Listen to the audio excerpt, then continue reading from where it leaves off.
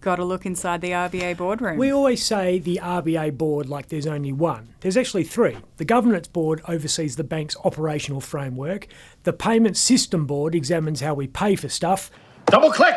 And the monetary policy board sets interest rates. Needless to say, we don't care about the first two. The one we're interested in, the monetary board, meets every 6 weeks for 2 days straight. And at the end of the second day, which is always a Tuesday, we get a rates decision. Idiots like us focus purely on that announcement for obvious reasons. Insufficient funds! People who aren't idiots, rich people, don't do that. They focus on an RBA announcement that happens quietly 2 weeks later. Go on, what happens? The Reserve releases the minutes of their most recent meeting, and those minutes explain how and why a particular decision was made. Rock, paper, scissors. Notes from the RBA's May meeting, at which rates were cut by 25 basis points, that's 0.25 percentage points, have just been made public. When the word regret's in the headline, you know the story's not going to have a happy ending. Inflation is still a problem then? CPI figures released just prior to last month's meeting showed the inflation genie is reluctant to get back into the bottle. Headline inflation remained steady, but the problem was underlying inflation, which strips out volatile items like seasonal holiday travel. We're going to Barney Doon.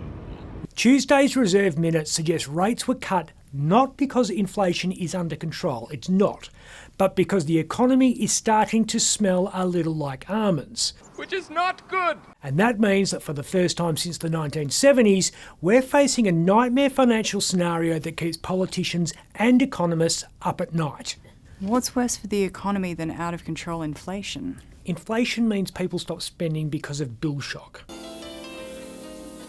Deflation means people stop spending because they'll get something cheaper if they wait. Sold for a buck. Both bad options. They aren't the only two scenarios. There is another.